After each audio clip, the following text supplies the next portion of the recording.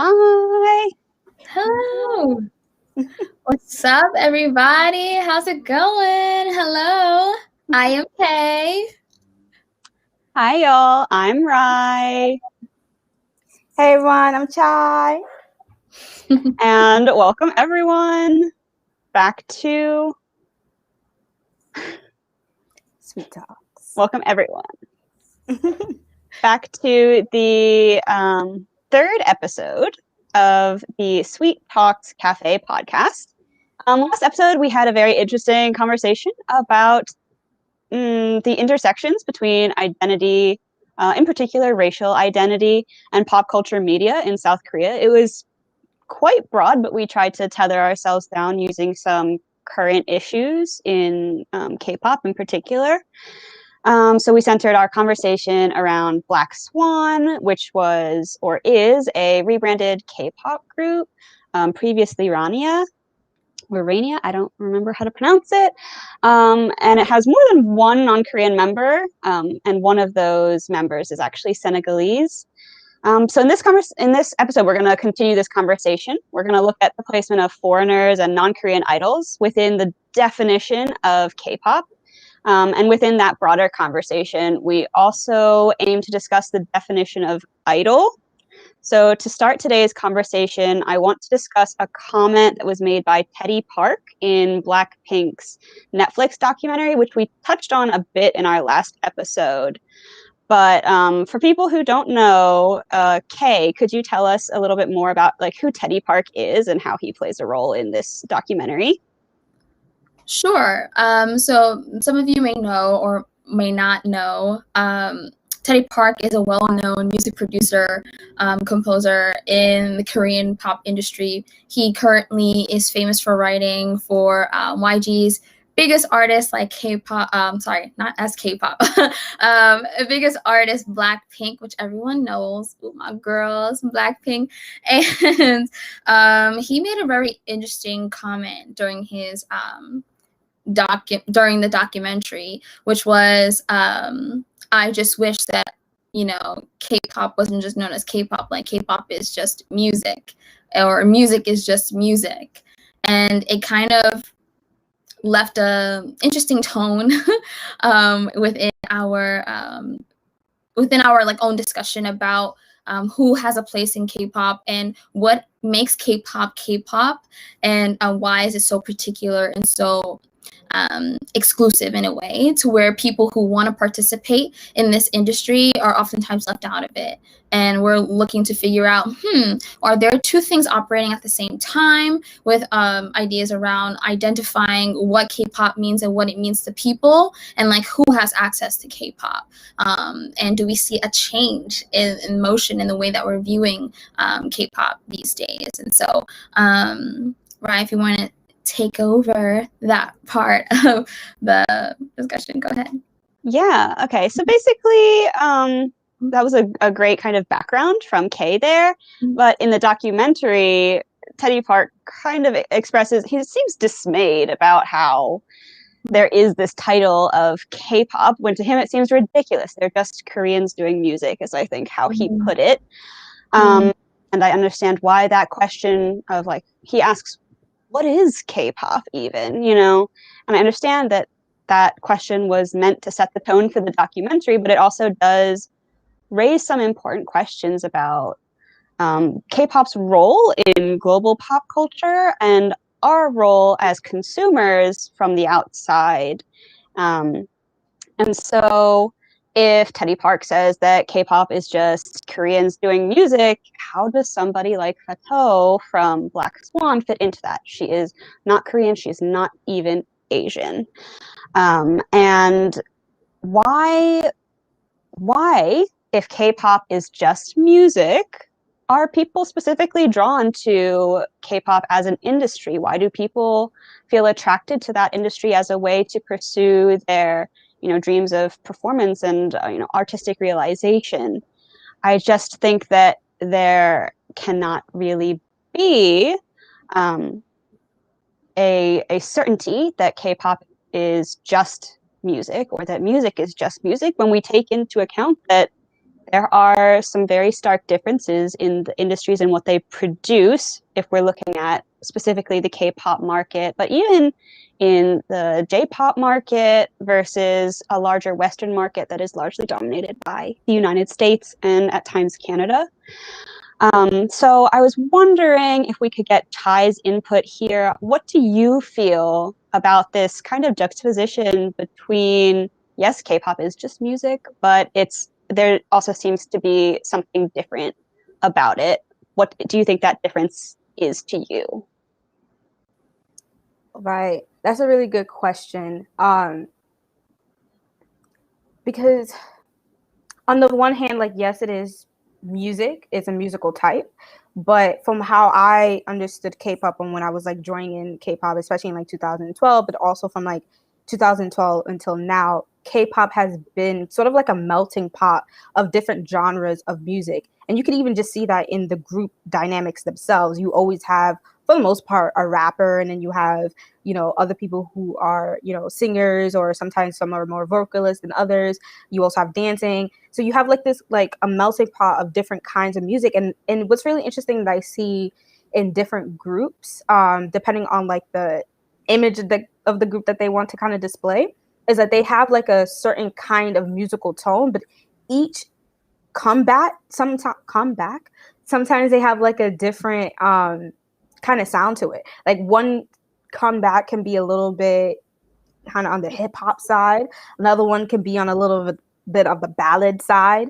Another one could be on the pop side. So to me, it's on the one hand, like they're musicians, right? In the sense of like they're artists, but they're dabbling in different kinds of musical genres that I don't know. I'm not saying like American artists can't do themselves, because you've seen different artists do the same thing where they dabble in different kinds of musical genres, but that's something I see particularly in K-pop, and a little bit in J-pop as well, but they kind of tend to stick a little bit more towards whatever they wanted to do, versus like K-pop artists, they can dabble in a lot of different things. So that's on that side. That's the overarching thing that I'm thinking about in terms of like they're making music, but they're also making music in different kinds of genres. But there's something particular about that musical industry that you don't necessarily see in other musical industries around the world, or at least American pop or American musical industries, which kind of sets them off. I think part of it is because of the training period, the way that in which they have to go through such an extensive period of training in order to just be able to dabble in some sort of music. And even in the training themselves, in the BlackPink documentary, you see that they, have to have these like not necessarily auditions, but different like displays of what do you call it, like performances, and they're not always the same. Like sometimes they're doing hip hop, other times they're doing ballads, sometimes they're doing all these different things. So I'm kind of, I don't want to say perplexed, but it's hard for me to say that they're,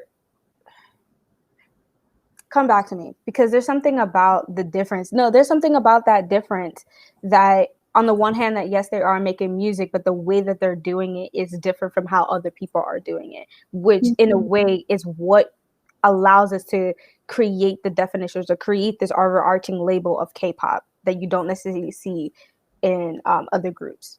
But Kay, I know you want to jump in.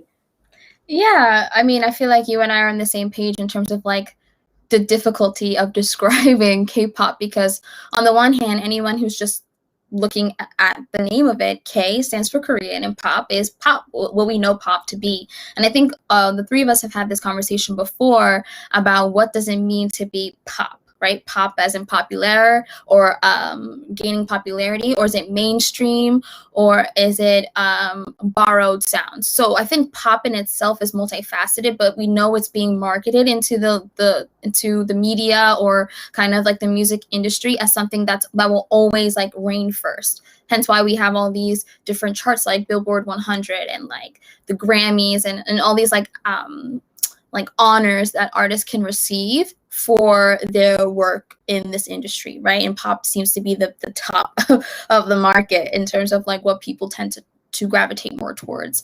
Hence why it's on the radio, hence why it's on TV, hence why it's almost everywhere and it's easily accessible, pop music. However, what kind of rubbed me the wrong way with Teddy Park's comment is that we know that K-pop was kind of like a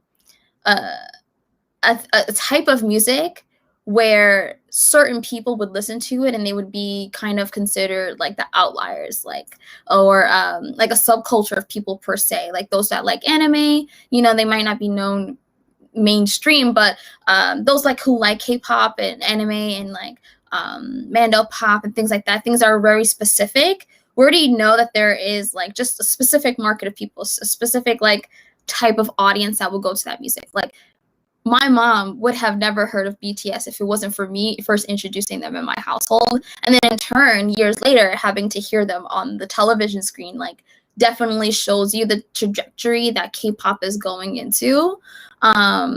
However, like pop in itself is already a controversial conversation to have because it is a conglomeration of different sounds that were borrowed and that were made accessible to artists that didn't come from cultures where it came from, like Afrobeats, Latin rhythm and drum and things like that. Like all of those sounds were definitely borrowed from cultures outside of where you're associating it to. And that was kind of my issue with Teddy Park's comment, because not for nothing, like you have these young kids who are going out of their way and their parents might also be spending their money, making sure that their kids can be scouted for these companies that are kind of like making a dream for them out of them. And there's a whole bunch of different sacrifices that go into that. But then also, like, I don't know, my whole argument about that, it was that like you have like people who listen to K-pop and who've been a fan of K-pop for a certain reason and for a particular time. And K-pop is different. Like K-pop has striking choreography. Like you don't see our regular pop artists break it down like they do in these music videos. I'm talking about the looks, kind of like the fashion and the hair, like all of that was very unique and different and often ostracized within like American pop culture. Like people would like judge others for participating in K-pop, whether you was an observer or someone who was like thoroughly involved by like learning the dances and like attempting to learn the language. Like I feel like him mentioning that it's just Asians doing music or just Koreans doing music. Yes, that may be so. And we do have other examples of Koreans just doing music and like trying to like build a name from the ground up in a very different path where they didn't have to go through trainings and they didn't have to do all of that because they, value their artistry differently than those who went the other route. Not to say one is better than the other, but clearly there is a different route to get to where you want to go in terms of your fame and like recognition. But I was appalled by that comment because, yes, everyone has the right to make music, but he's benefiting and profiting off of an industry that is solely not just based off of its music. And he has to be cognizant of that. Like you have an artist that you work with very closely who's been very adamant about the type of music she wants to create. Yet, as a member of this group, she cannot do so. or she's afraid to do so, afraid to step out of the box, afraid to step out of the norm, or a feeling that she won't be received in the same way, maybe even damaging or threatening the image of the group that she's a part of. You know what I'm saying? It's like there's a lot that goes into it than simply just saying that it's just Koreans wanting to do music. If that was the case, then like let homegirl like run a studio session or something. You know what I'm saying? Like don't ever just remove the cultural nuances within that. And I think that's kind of the harm in his comment. But again, people are entitled to their own opinion. But I know, Rad, that you wanted to add on to that as well. Yeah, I think you very long conversation about this. Oh, we definitely have. And I think that you actually brought up a lot of really great points. I'm going to try to keep myself on track, but help me out a little bit. So my first thought was that if we go back to the origins of what we know of as K-pop today, as kind of, again, like an old timer in K-pop, I have a bit more of the history kind of in my in all those memory boxes. But in the 90s in particular, I mean, K-pop as it was produced was based on American popular music. So in that way, it wasn't even just like music, it was American music, and it followed a lot of the trends. It had the same dance moves, they did the same hairstyles and clothing and all of these different things. It was a Korean response to American pop culture.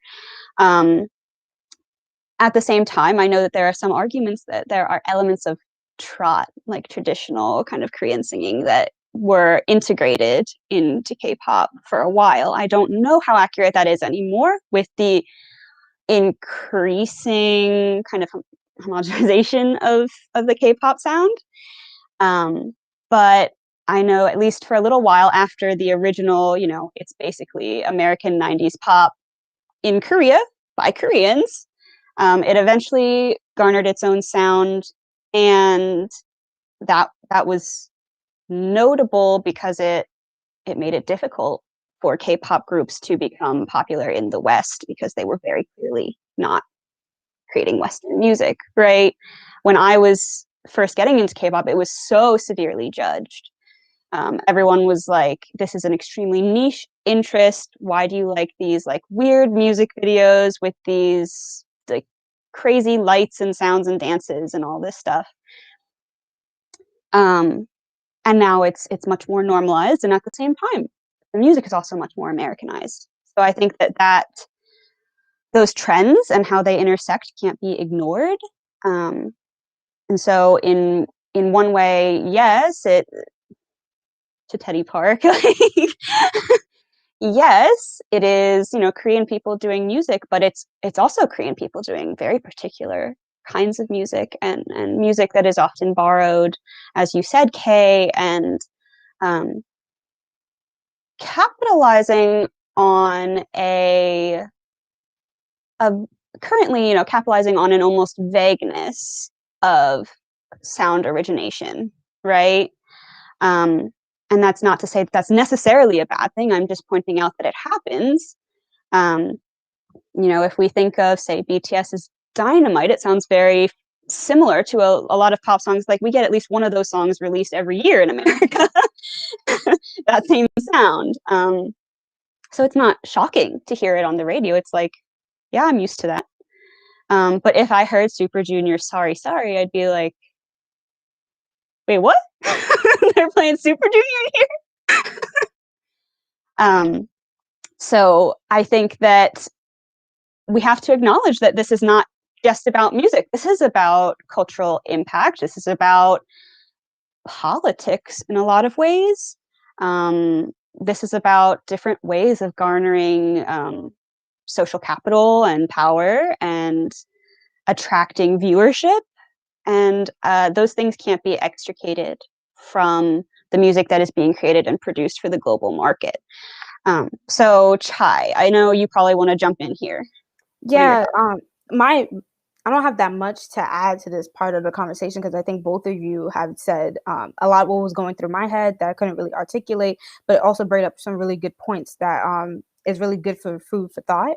But the thing that I also wanted to add into just like the definition of K-pop itself, think something that a way to segue into what I wanted to say, something that we all have been talking about, for example, V romance, right? We love V romance. I love them, right? Like K, same. Like I love them. Love them. The reason why I bring this up is that, like, there are some groups that are, like, not necessarily, huh? Different. There are some groups that are different, but also like not recognized, right? Like they don't have the same attention. They're underrated, devalued, whatever the case may be. And I think that speaks to your point, right? Of like, some groups are not necessarily, I don't imitating, taking, borrowing, modeling off of A-pop, American pop, which we don't call A-pop, we just say pop, which is also really interesting that we can get into that. But I think it's, again, speaks to the politics. But the reason why I want to bring this up is because when we think about the definition of K-pop, we tend to lump a lot of groups under K-pop, even groups that are probably a little bit more hip-hop, which arguably some people say that was more BTS until now. I don't know. Please don't come at me. Don't know much about BTS, but I just want to say, like, there's some groups that, the essence or the musical essence that they have doesn't necessarily align with a lot of groups that are also in K-pop, but we tend to group them all together and be like, because they're Korean, they're K-pop. So in a way, there is, if that was what Teddy Park wanted to get at, which I don't think he was, but if that was a point that he wanted to get at, there is a little bit of validity in that statement, because we tend to lump a lot of people together just because they are Korean or Asian looking. I'm also thinking about like J-pop, for example, and I'm going to call myself out because I do this too. I have a YouTube channel, not channel, but like a YouTube tab where, you can add music to like your playlist. Not a tab, it's a playlist. And I call it, J-pop, but there's some rappers up in there that may not be pop, right? And I'm just like, okay, well, they're all Japanese, or they're in the Japanese industry, so listen to Japanese music, but they're not, right? Like, they're different elements, they're different kind of musical genres that we just tend to lump together because they fit a certain image. So I think in that way, Teddy Park has a little bit of validity, because as somebody who's not in that industry as like a huge stan, like I don't know the history, but also somebody who's not actually an idol, right? Like, I'm not in it. I can't really say one group is one way versus the other, unless like I already know my own like the actual musical genres that they're trying to portray. But we tend to just lump them all together. So that was something that I wanted to add to the conversation. But I'm gonna let Rai and Kay take it over. So Rai. Yeah, I mean, you made me want to play some bromance, which is something we actually can do, because I love bromance so much. And it's absolutely true what you say about how we call so many different genres K-pop just because they come from the Korean market. And I mean, there are a lot of Korean artists who get upset about that, and justifiably so, because I think that we can recognize that in America, at least, pop is a genre. It doesn't necessarily mean popular music so much as it means a very particular type of music that's meant to be easy to listen to. I know back from my emo early teenage days, I remember hearing so much about pop punk bands being upset that they were called pop punk. They're like, we're just punk bands. Bleh. There's no pop involved. But essentially what it meant, the title is, it's punk music that is packaged for a wider audience. It's more easily relatable, because a lot of traditional punk music is much harder, and maybe not everybody has the strong emotions to relate to that in a particularly given moment, so I always kind of thought it was a compliment, like, wow, you're so relatable, your music, it stretches so far. But I know pop punk bands get really upset about that. So I know here we're very much like, pop is a genre, but when we're talking about K-pop, it's Korean popular music. It's very different. And you could argue that that's why it's so difficult there is no one K-pop sound. But at the same time, I think it has a lot to do with the power dynamics between like American cultural power worldwide versus Korean cultural power before the Hallyu Wave in particular. Hallyu Wave being, sorry, Chai, the Hallyu Wave is the term coined sometime in like the early 2000s to denote the positive trajectory of impressions about Korea based on their pop culture exports, like K-dramas and K-pop and face masks and all of the food. Kimchi, it got really popular all of a sudden in America. But so before the start of the Hallyu Wave, people in America, I don't think paid much attention to Korea unless it was to speak about the Korean War and the ongoing effects of that. But pop culture, we didn't mention it. A lot of people didn't really care. And so I think that because of that, there is a power imbalance in where, oh, we in America get to have a genre, pop music. K-pop, it's all one thing to us. And so I recognize that Teddy Park definitely has a right to his grievances in that regard, because different K-pop artists and different songs fit into different genres, and they are extraordinarily diverse. They are just as, if not more diverse than American popular music. But before I do play some romance, I know that Kay, you want to kind of jump in here and get some thoughts in. Yeah, I mean, I think everything you just said was really interesting, and it made me think about kind of like the cultural attachments to all of these genres that we're naming right now.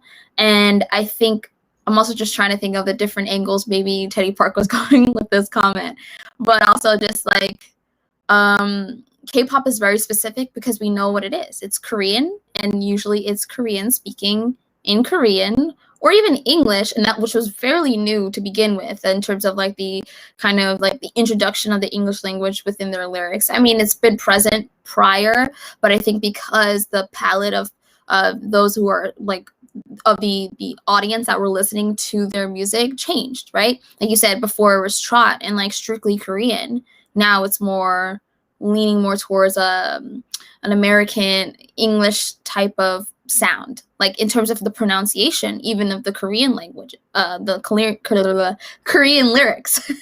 You know, like sometimes I would have my friends say, "Oh," they would say, "Oh, I didn't even know that they were saying that in Korean," and I was like, "I didn't even know that was not Korean." You know what I'm saying? So it like that's kind of what he has to recognize within that statement, because I'm thinking of pop artists in America, yet we don't label it American pop music, but if you think about it, like pop music did a really good job at distilling race and distilling like identity, sexual identity, racial identity, things like that.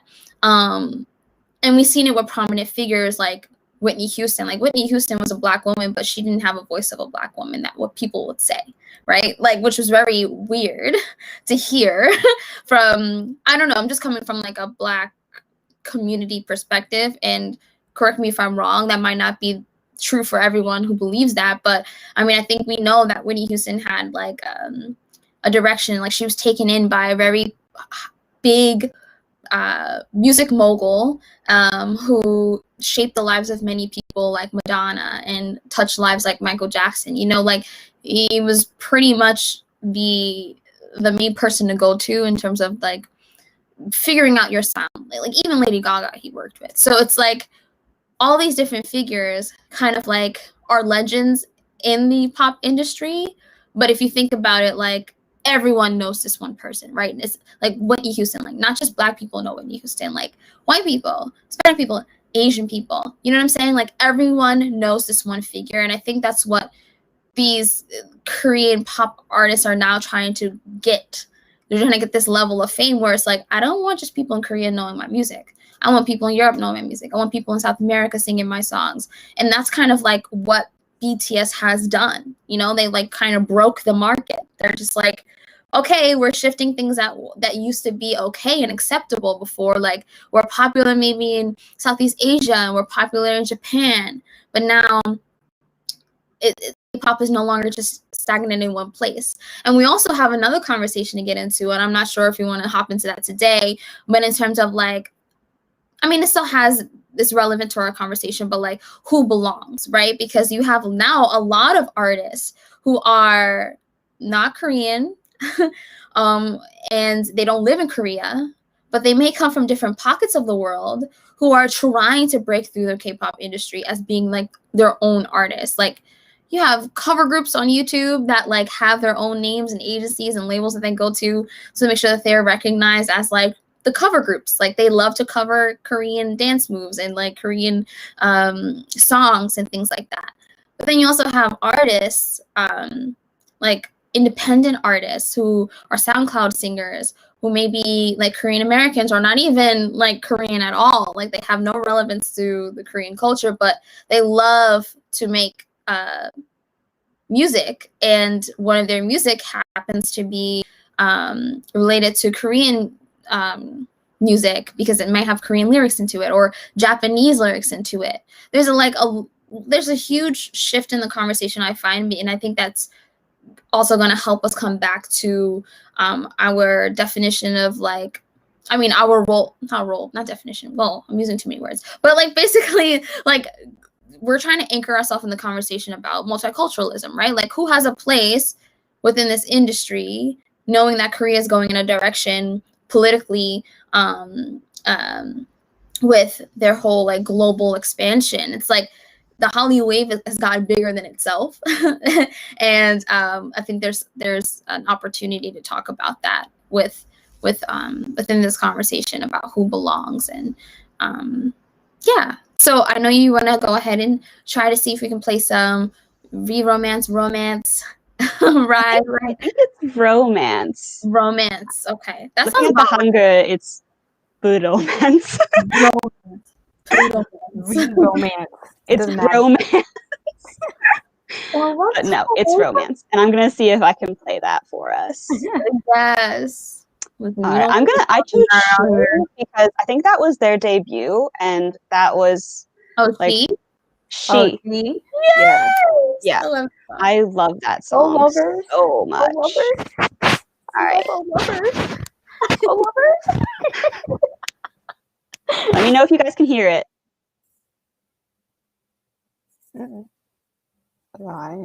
No? Oh, wait. Here. I don't hear it, but I can see. Yeah, I can see it, but I can't hear it. Well, that's upsetting. Where is it? Maybe that's for copyright purposes. Right. Did you share? Oh, go ahead. Sorry. No, I was gonna say, when you shared the screen, did you also make sure you click the audio, like share audio? So like right. So when you go back, there's like a little tab like on the bottom. Or see, Chai, this is why you're brilliant, and I need you in my life. Let's start from the beginning. Here we go. Girl. You hear it? Yeah. Friend.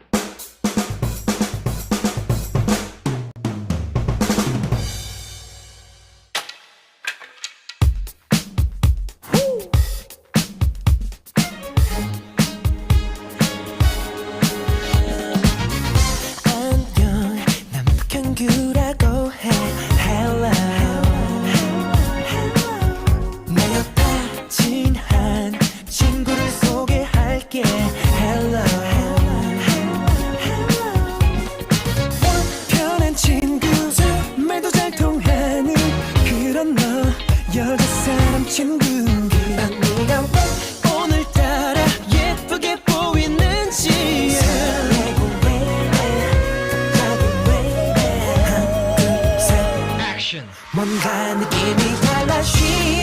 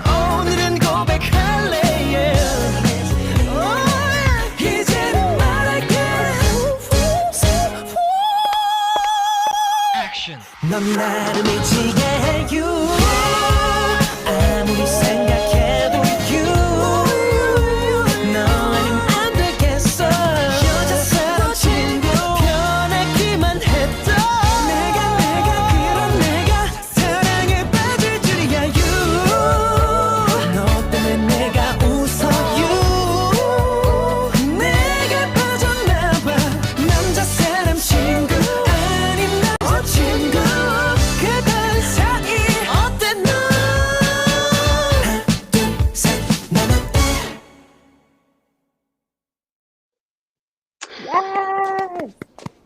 Yes. Yes.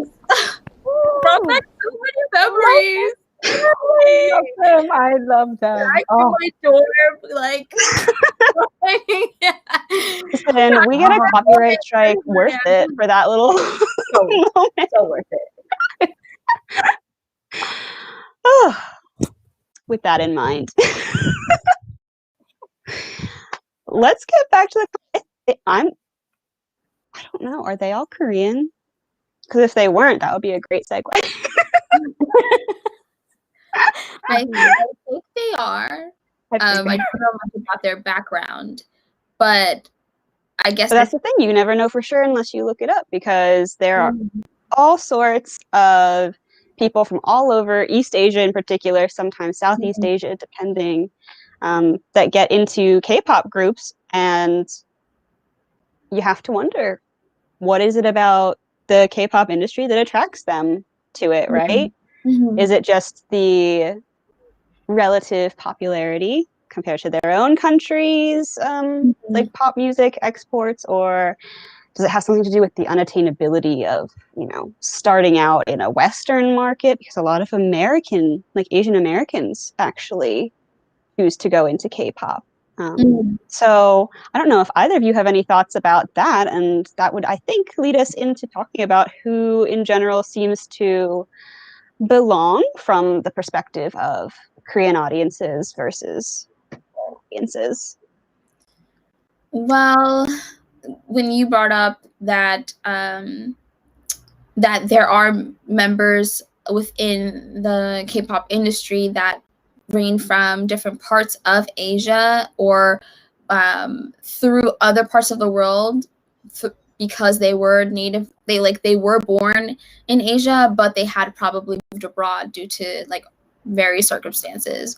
But then also I have to bring up the fact that Korea is very strategic about how they welcome foreigners into their countries, and that be mainly through labor. And we've seen that throughout history, where more so now than before, there's a lot more Southeast Asian and more foreign workers that are working jobs that Native Koreans wouldn't necessarily work at. And there are two acts that came out in 2013 and in 2017 to protect the rights of those people that are coming into Korea by way of finding work, to help move the Korean economy well after the huge market crash that happened previously. And so I think Korea is very cognizant of the need and the support of foreign industry or foreign labor and workers inside of South Korea. However, which just kind of makes me think about who has a place in Korea, right? Are we now seeing a Korea that's developing into less of a 타는 민족, which just means one country one nation or one people, one nation? Are we seeing less of that and more of a multicultural nation that has to kind of come to terms with its own identity and being able to kind of like reap the benefits of this multicultural I don't want to say aesthetic, but like multicultural kind of like new face of South Korea now that they're like definitely on boards and like conversations with the United Nations about, you know, world peace and globalization and like actually like global citizenship, which is a major term that's like being coined right now in South Korea within politics, is that like every person has a place in the world no matter where they're from. And so I think they are definitely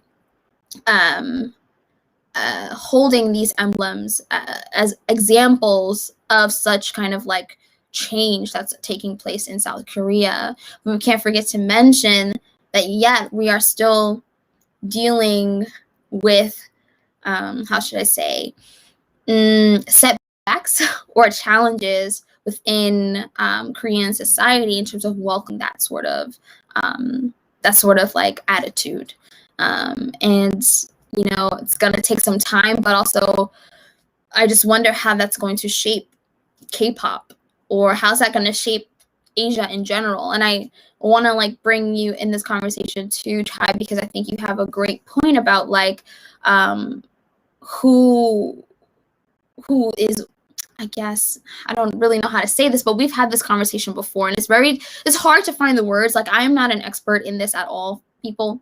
Like, I don't have a degree in learning how to formulate proper words or adjectives or name markers to tell you what this is, but I think it's something that we're noticing changing in terms of like interactions. Like that's where I'm coming from. It's like an intercultural interaction type of place. And I think as being people of color, myself as a Black woman and like who's lived in Asia, I've definitely have experiences of how my presence may have shaped my my entire experience living there. And I think there are natives that might share the same skin tone as me, or may share a similar identity to me in one shape or another, which can kind of like tie us back to the conversation of like who has a place within this industry. But I know Rai and Chai both have some points that they want to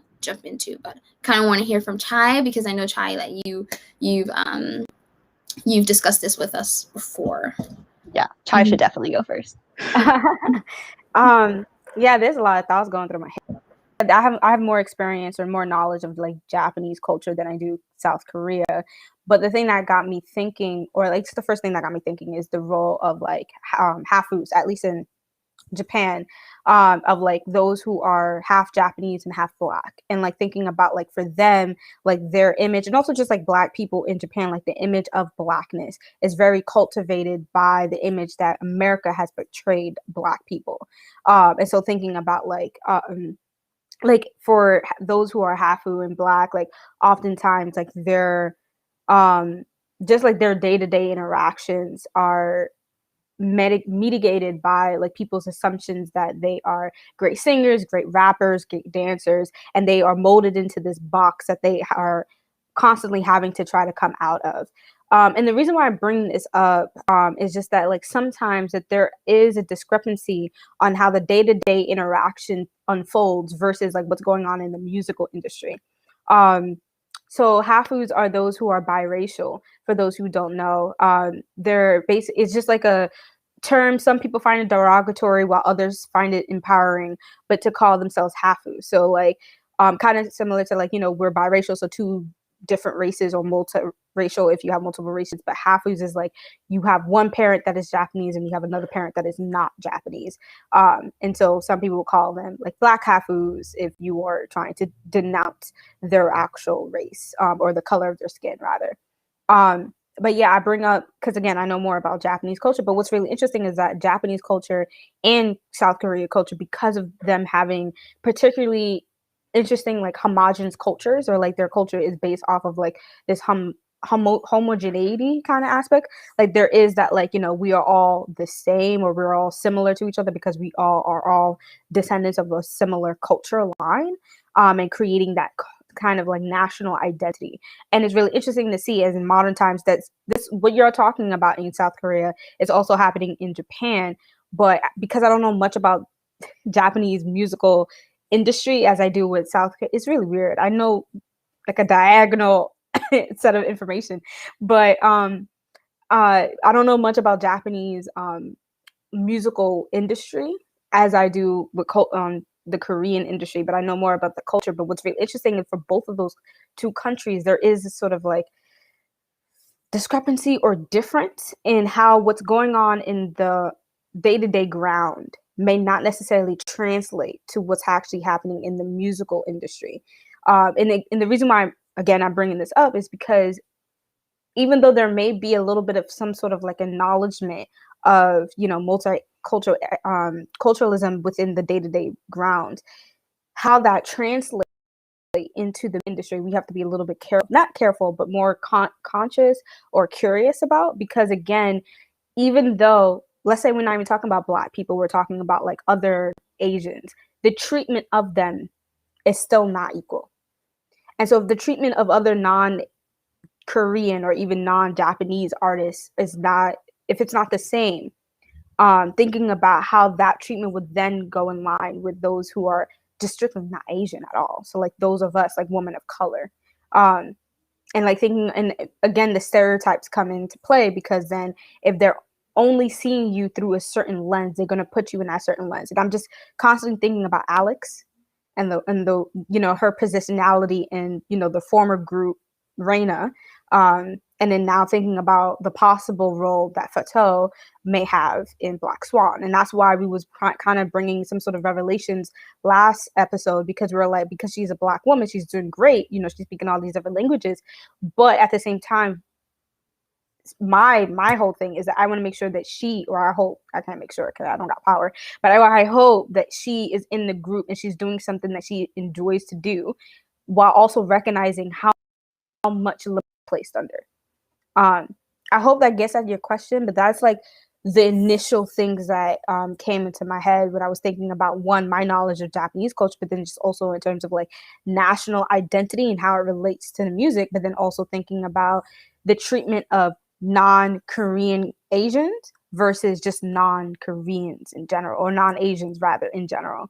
And that's something, it's like, even if the country itself is moving towards multiculturalism, is that still leading its way into treatment of certain groups of people through stereotypes? Because multiculturalism doesn't necessarily mean that there's more acceptance in terms of like seeing you as an identity. And that's something that we can even talk about a little bit later. I know I'm thinking a lot about like essentialism and how certain groups are being molded into like certain elements that they may not align with. I'm talking too much, so I'm going to stop. I'm going to take that. But but that's some of the things that I'm thinking about as we're thinking about identity and stereotypes, and how those play a role in the musical industry as we've seen it unfold.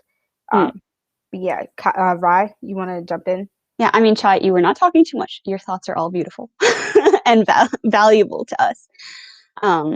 But it made me think a lot about, you mentioned the two sides of how a foreigner can be treated if you take the media versus on the ground, on the streets in everyday life. And I think about that with regards to K-pop as well. And I know that this also gets to some of the tension between Japan and South Korea as nations politically as well.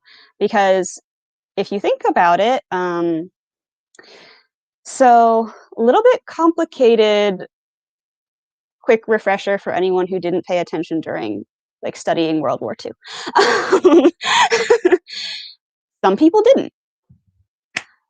Japan, while Germany was like trying to conquer all of Europe, Japan was trying to conquer all of Asia. And they were like, hey, we have a similar goal. I'll take Asia, you take Europe, we're a team. And so they were doing that until they weren't anymore. This is just long story short. But the Japanese expansion through Asia, yeah, America was like, what are y'all doing? We're stepping in here for a second. But Japan's expansion into Asia was equally as detrimental to the surrounding countries as Germany's expansion into Europe was.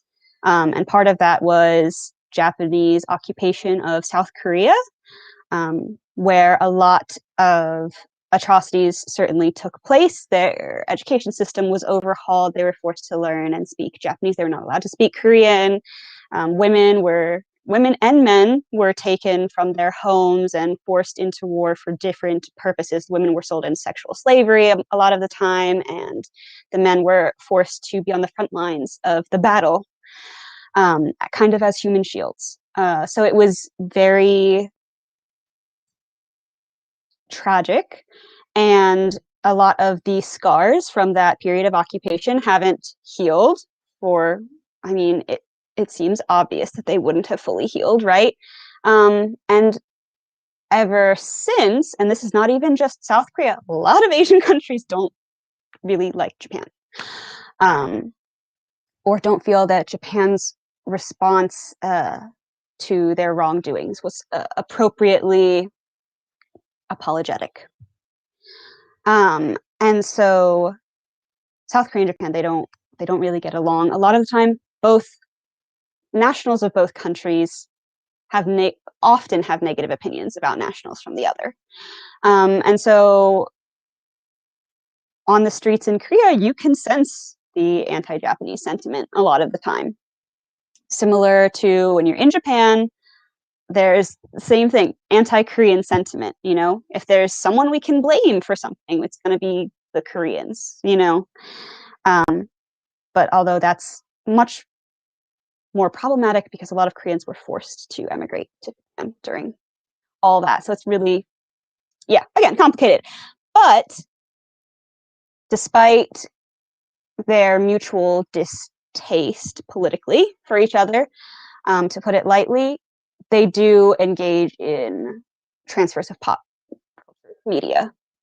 So one of the first foreign markets that K-pop broke into was Japan. They broke in with BoA, banking on the fact that she would not get called out as a Korean because her name wasn't notably Korean. She didn't look like she absolutely could never be Japanese, and they trained her to speak Japanese perfectly. And she made it. She basically saved K-pop. It was going downhill industry-wise until she brought it into a foreign market, Japan, the second largest music market in the world behind America.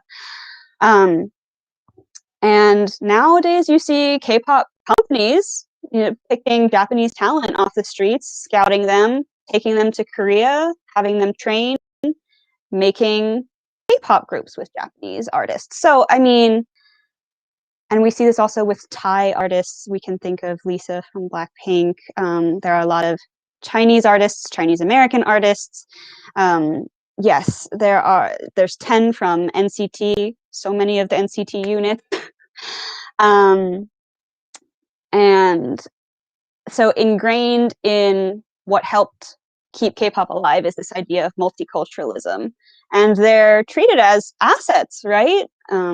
These foreign, although often Asian still, East Asian in particular, still artists are treated as assets. And they're like an ode to Korea's multicultural efforts.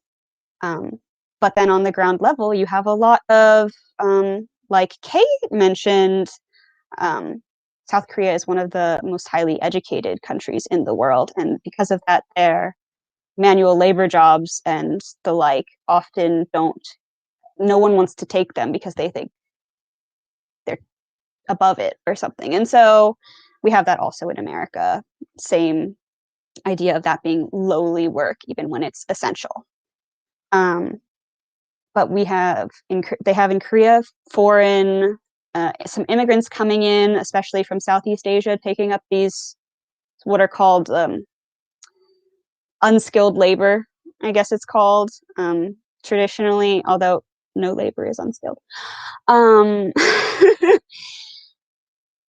and so they're treated very poorly. They're treated as less than. They're denied citizenship. They're in danger every day of deportation, although they perform an essential service to Korea's economy and their social sphere. Their culture, their national cleanliness, the people picking trash up off the street or working in the sewers. Who do you think it is? It's these people coming in from other countries trying to make money, more money, hopefully, than they would make at home. And so it seems in a way that Korean pop culture takes multiculturalism as it's like a boon to them, right? But on the ground level, multiculturalism seems almost like it was forced upon them because of the global society that we live in. And there's a struggle to come to terms with that. And I think that juxtaposition that Chai brought up, especially in Japan as well, really it's important to note as we discuss the role of foreign artists in K-pop and how that affects what K-pop is. They may say that they want foreign talent, but to what extent? When does it become no longer Korean enough? When does it become threatening?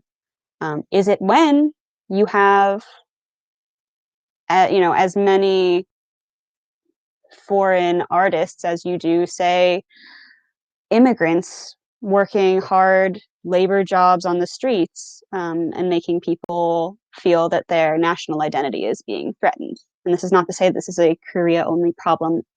As we all know, because we live in America, we face the same problem in America with attitudes towards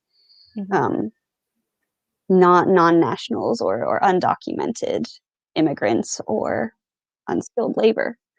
So I was wondering if Kay maybe had anything to add to that.